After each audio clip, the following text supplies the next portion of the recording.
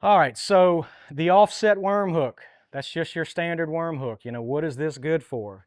It is good for bait retention. Now, if you kind of do the same thing on this and you put it in your hand, it doesn't quite slip like the EWG, but it does slip a little bit. And you'll feel that when you put your hand over it. Again, this is just physics behind the hook. You pull a little bit, it may take a quarter of an inch to finally grab, and that's because there is a bait keep on the back of it. So there's less hook point penetration, and the hook point is actually closest to the hook, or closer to the hook up there, so the hook can't rotate. Does that make sense? This is the one that I normally flip with. You know, this one does have to slip a little bit, but when I'm flipping, and especially cover, I really care about keeping that bait on the hook with maximum penetration too. And this is a style most of the time that I'll flip if I'm flipping open cover around docks, because I really like a neck in anything that I'm flipping, whether it be a creature bait, a D-bomb, or missile baits quiver. You know, this hook is really, really good on there, and I really like to keep that. You're flipping a lot of heavy cover, you're finding yourself pulling the bait in and it's slipped down the hook, and I just don't like to fix that a lot. So I think the hook point penetration with this one is enough for it not to have to slip as much as an EWG. So that's just kind of the basics behind that style of hook. And then I'm bringing up this other one for a reason. You know, this one is like what they call the oversized worm hook. There are situations where this thing are almost a necessity, kind of like somebody come to me earlier and said this gambler, you know, burner worm was one of his favorite ones on the earth to throw. You know, the problem is that thing doesn't act right unless you have a longer shank hook on there to kind of control the action of it, or it'll just start unraveling on you. But this is this is an EWG style hook. Like I said, the hook point points inwards toward the end of it. Oversized neck on the back of it to really keep that worm straight, which are all very pivotal.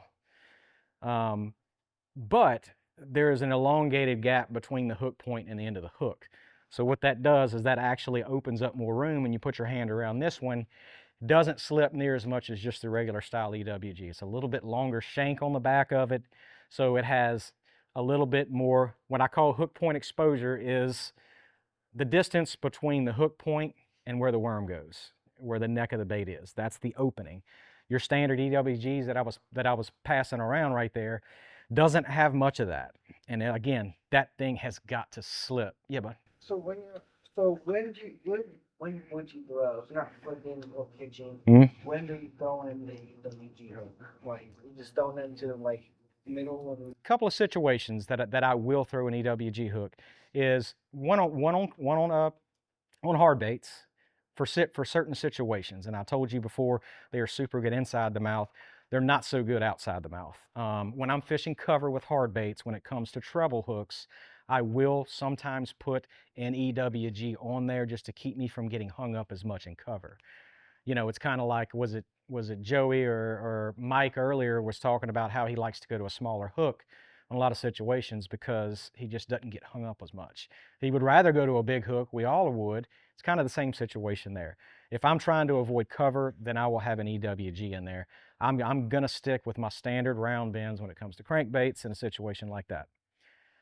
So, and again, it's all based on the position of the fish and where the fish is, and the how close quarters you are, how far that fish away is. So I would never flip with this like this because it is so long. And I've seen this happen before where I was swimming a worm. I had something like this on. I had one situation a couple of years ago in Florida where where a fish had hit me right by the boat, but there was some timber and stuff in front of me. There was a lot of grass behind it, and I was coming to it, and I was about to get it to the boat, and the fish come up and blew up on my worm, like right at the boat. And I watched the fish come up and grab it. It was clear water right there, and he turned and he went kind of, I'm facing this way, and so when he hit it like this, he kind of at an angle was going away from me. And I stopped, just that quick, and it's hard not to take your time and lean up to it. And when I cracked that fish, I watched this hook. Whenever he came out of the water, this hook was like, the way the fish was facing, this hook was sideways in his mouth. And I completely bent that hook, not up and down, but to the side, and completely ripped that hook, flipped the fish with the hook. The fish never got a hook in him. all I did, it had the hook sideways like this. It bent sideways. So my point behind that is I don't want to flip with this style hook because it's so long.